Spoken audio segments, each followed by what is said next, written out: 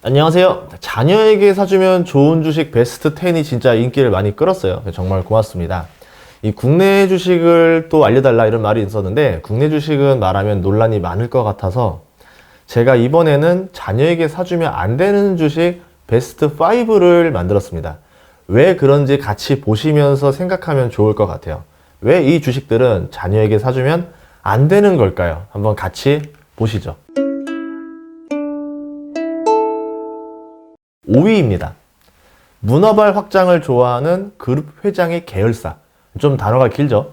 사업가와 투자자는 5월 동주라고 할 수 있어요. 물론 이 기업이 잘 되기를 바라는 건 같은 목적이겠지만 그래도 그 안에서 서로의 목적이 다릅니다. 사업가는 자신의 권위를 좀 보여주고 싶어 하는 마음이 더 커요. 투자자는 돈을 벌고 싶어 하는 마음이 더 큽니다. 주가가 오른다고 해서 CEO가 이 주식을 사고 팔아서 차익을 남기기가 어렵죠. 즉 주가에는 그다지 관심이 없게 되는 게 CEO는 당연히 그럴 수밖에 없고요. 반면 투자자는 회사의 펀더멘털이 뛰어나든 말든 결국은 주가가 올라야지만 되는 상황입니다. 결국 주가에만 관심이 있죠. 주가에 관심이 없는 사람과 주가에 관심이 있는 사람으로 나뉘게 된다. 이렇게 볼 수 있겠죠. 재계 10위 안에 들어가는 그룹의 회장이다. 정말 멋진 말이에요. 그런데 이 재계 순위는 무엇으로 정할까? 그룹 계열사의 자산 순위를 정하는 경우가 많습니다. 이 자산은 자본 더하기 부채예요. 즉 부채도 자산에 포함이 됩니다. 결국 빚더미 기업을 인수해도 회사의 자산은 늘어나는 거고 빠르게 재계 순위가 올라간다는 거죠. 근데 이 회장들은 그래도 빚더미든 뭐든 간에 이 재계 순위가 올라간다라는 거에서 굉장히 좀 그걸 느끼는 것 같아요. 프라이드를 느끼는 것 같아요. 아니라고 생각하시는 회장님 있다라고 하면은 저희 채널에 한번 출연해 주시면 됩니다. 이 빚이 99억이 있는 건물을 100억에 사게 되면은 1억으로 100억 자산가 될 수 있다라는 거거든요. 자본 1억, 부채 99억, 자산 100억. 그러면 저도 1억만 있으면은 100억 자산가 놀이를 할 수가 있어요. 실제로 그런 기업들이 몇 개 있었는데요. 웅진그룹 같은 경우는 2007년 당시에 이제 정수기랑 싱크빅이 주력이었었는데 태양광에 이제 투자를 하고 그리고 극동건설 인수를 하면서 회사의 사업 구조를 아무래도 좀 건설이나 이런 인프라 쪽으로 넘어갈라 했었죠. 두산을 따라 했었다라는 거죠. 하지만 결국 2008년에 금융위기를 맞고 거의 정수기까지 날려버렸죠. 지금은 싱크빅 하나밖에 안 남아 있습니다. 두산그룹 같은 경우는 예전에 콜라를 했었어요. 코카콜라가 두산그룹 거예요. 나중에 사건이 나고 이러면서 이제 LG생활건강이 사가게 된 거고요. 그리고 맥주도 팔았어요. 이 맥주를 파는 게 카스죠. 예전에 오비 맥주였는데 이거 5천억에 팔아서 사모펀드에게 2바퀴 돌고 났더니 지금 가치가 5조가 넘는다더라. 이러더라고요. 그러면 안 팔았으면 5조를 벌 수 있었던 건데 팔아가지고 4조 5천억을 날린 일이 됐고요. 면세점 사업도 한창 하고 있었다가 이걸 이제 안 한다라고 하면서 팔았다가 다시 인수를 했는데 하필 이때가 또 코로나를 닥쳤습니다. 굉장히 좀 불운했었죠. 건설이랑 중공업으로 이제 인수를 넘어갔었어요. 그리고 나서 이제 미국에도 진출하겠다 해서 소형 굴삭기 회사의 밥캣도 인수하고 하다가 2008년에 금융위기를 맞았고요. 결국 이제 10년 넘게 이쪽 산업이 굉장히 안 좋았었죠. 돈 먹는 하마인 두산건설, 이제 나머지 중공업들 이런 회사들이 이제 적자 행진을 하면서 결국 지금 두산 엔진 팔았죠. 두산 인프라코어 팔았죠. 조만간 두산 건설도 팔 예정입니다. 유진기업 같은 경우는 레미콘 회사였는데 나중에 로또 사업자에 당첨이 되고 하이마트도 인수하게 되죠. 자기 몸집보다 엄청나게 큰 사업을 벌리면서 규모를 엄청 키웠지만 결국 2008년 금융위기로 인해서 하이마트도 나중에 매각을 하게 됐고 기업 자체도 굉장히 힘들어했던 시절이 있었습니다. 금호아시아나 그룹 같은 경우는 더했죠. 대우건설이랑 대한통운을 인수하는 말도 안 되는 일을 보여줬어요. 와 진짜 대단하다. 그러면서 재계 순위가 단박에 확 올라갔죠. 결국 어떻게 됐느냐? 2008년 금융위기 맞고 부실화돼서 대우건설 날라갔죠. 대한통운 날라갔죠. 결국에는 아시아나까지 날라갑니다. 내 기업의 주력 회사까지 날라갔다라는 거죠. STX그룹은 말 다 했죠. 페노션, STX 조선, STX 엔진 건설 하다가 나중에는 크루즈 선사인 유럽의 약화야즈까지 인수를 하면서 재계 순위 10위권으로 껑충 뛰어 올랐는데 거의 1년도 안 돼가지고 2008년 금융위기가 터지면서 결국은 그룹이 해체가 됩니다. 그래서 주가를 보면은 두산 같은 경우도 2007년에 29만원까지 갔다가 지금 5만원 수준, 그러니까 6분의 1 토막이 났고요. STX는 뭐 지금 주가 대비 계산을 하자라고 하면 워낙 유증이랑 감자를 많이 해서 이게 좀 어려워졌는데 1200만원짜리 주식이 5,000원이 됐습니다. 웅진 같은 경우도 5만원이 넘던 주식이 지금 1,000원 수준이죠. 50분의 1 토막이 났고, 금호산업 같은 경우도 200만원이 넘는 주식이 지금은 만원 이하에 거래되고 있죠.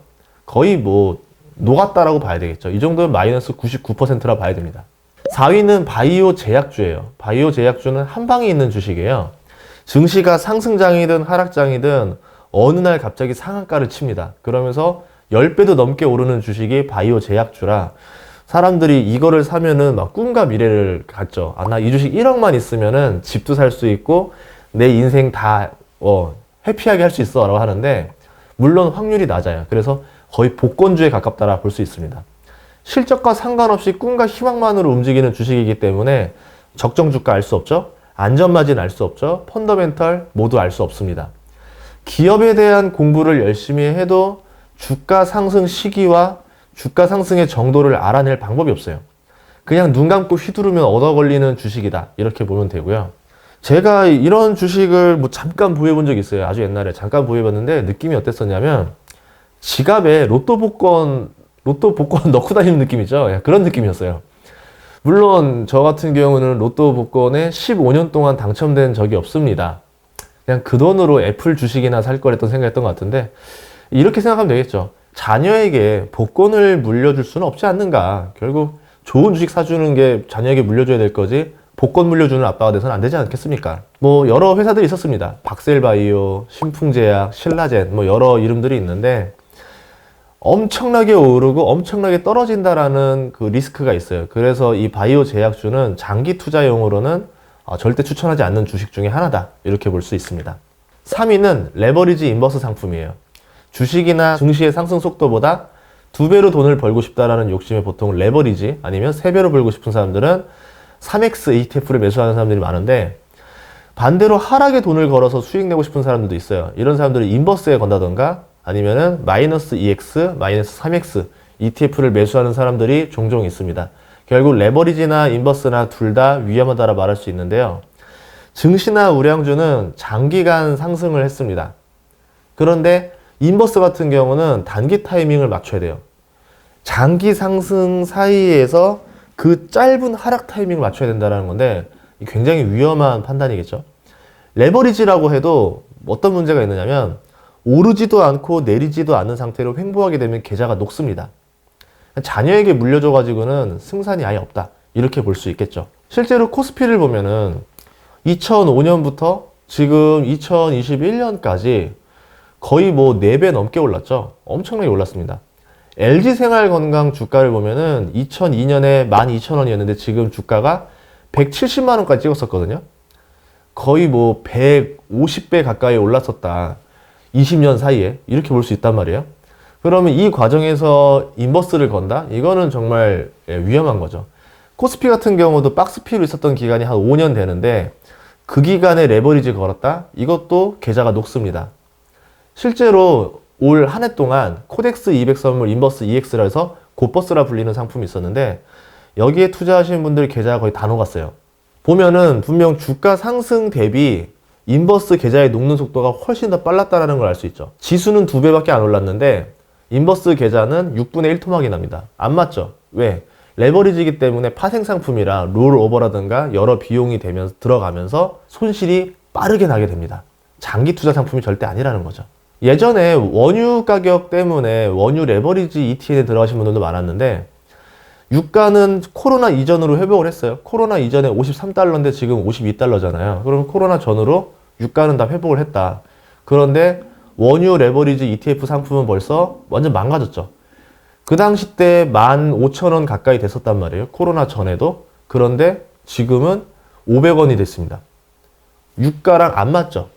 단기적인 흐름을 맞을 수 있지만 장기적인 흐름은 안 맞게 되는 상품이다. 자녀에게 절대 물려주면 안 된다. 이렇게 볼 수 있습니다. 두 번째는 작전주 테마주예요.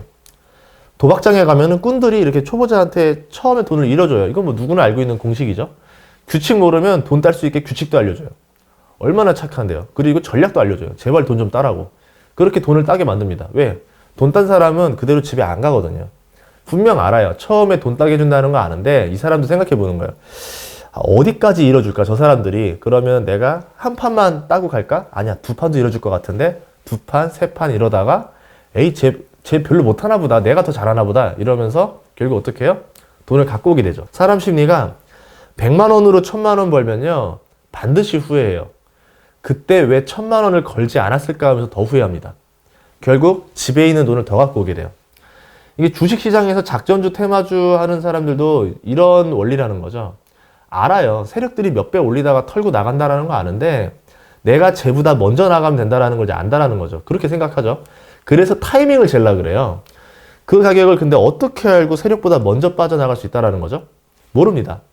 상대방은 답을 알고 나는 답을 몰라요. 그러면 당연히 애초에 이길 확률이 낮은 눈치 게임이 되는 거죠. 이렇게 생각하는 사람도 있습니다. 10%만 먹고 나오겠다. 나는 10%만 먹고 나오면 된다는데 이게 주식이 1000%까지 갈 수도 있어요. 그럼 사람 심리가 한 100%는 먹어도 될 것 같은데 200%는 먹고 나와도 될 것 같은데 라는 생각을 한다는 거죠. 그런데 작전주 중에 30%만 먹고 나오는 작전주도 있어요. 그럼 여기 걸리면 손해 나는 거예요. 그리고 10%만 먹고 나온다는 게 절제가 가능할까요? 이게 내가 욕심 때문에 들어왔는데 절대 안 됩니다. 아마 그런 절제력이라고 하면은 애초에 작전주, 테마주를 하지도 않겠죠.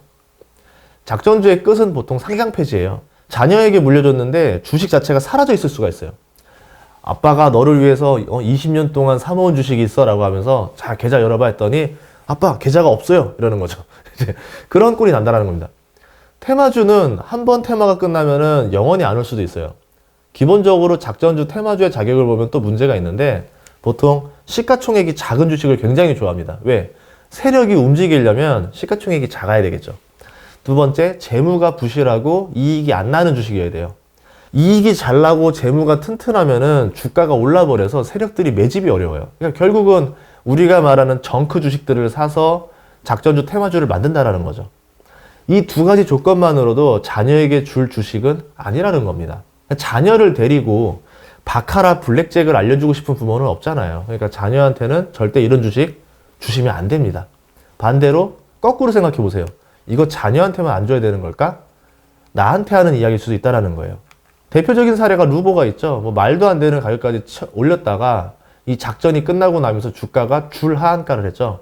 그냥 눈치껏 빠져나오겠다고 생각했는데 눈치껏 빠져나올 기회를 주지 않았습니다.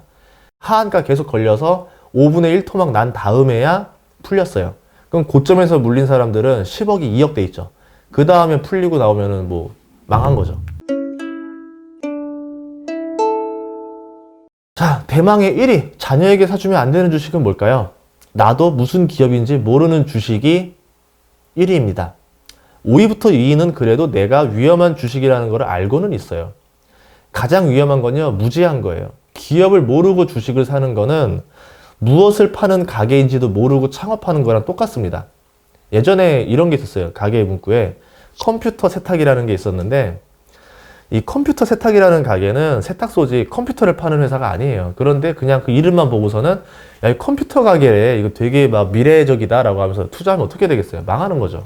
무슨 회사인지 무엇을 파는 회사인지 경영자는 어떤지 전망은 어떤지도 모르고 그냥 추천, 기동량으로 사서 나중에 주식 하게 되면 어떻게 될까요? 기업 전망은 바뀌고요. 그때 따라 주가도 바뀌어요. 모르고 사면은 그저 되는 걸까? 나는 몰랐으니까 어쩔 수 없어라는 게 아니라 모르는 것 자체가 죄입니다. 알아야죠. 알고 당해. 당하더라도 알고 당해야죠. 진짜 모르겠다. 나는 주식 모르겠다라고 하면은 그냥 S&P 500 지수 인덱스 ETF 사는 게 나아요. 그냥 그 꾸준히 사는 게 제일 현명한 방법이에요. 왜 이렇게 말하냐? 워렌 버핏이 자기 사망하고 나면은 배우자한테 그런 말을 했어요. 그냥 S&P 500 인덱스 지수 ETF나 사십시오. 이렇게 말했단 말이죠. 그럼 나도 그렇게 하는 게 낫다라는 거죠. 실제로 그 인덱스 지수의 수익률보다 더 높은 수익률 내는 펀드 매니저도 거의 없습니다. 그렇기 때문에 여러분들이 주식 투자할 때, 또 자녀에게 뭐 사주려고 할 때 방금 말한 1위부터 5위까지 잘 이해하셔서 어떤 주식을 사줘야겠다, 어떤 주식은 피해야겠다 이렇게 결정하시면 좋을 것 같고요. 이 이야기는 솔직히 말하면은 자녀에게 하는 말이 아닙니다. 여러분한테 하는 말이에요. 자녀한테는 장기 투자할 주식, 안전한 주식, 좋은 주식을 고르려고 하면서 왜 나한테는 단타 주식, 위험한 주식, 작전주, 상장 폐지 직전주 이런 거를 하려고 할까요? 뭔가 좀 안 맞지 않아요? 자녀에게 주려는 주식을 내가 사셔야 되는 거예요. 다르지가 않아요. 좋은 주식은 그런 주식이에요. 좋은 주식만 사면 됩니다. 나중에 자녀에게 물려주면 좋을 국내 주식 베스트 10을 하기 전에 미리 우리가 좀 반성을 하자라는 의미로 영상을 찍었습니다. 앞으로 좋은 주식 합시다. 다음에도 더 좋은 정보로 찾아뵙도록 하겠습니다. 시청해주셔서 감사합니다.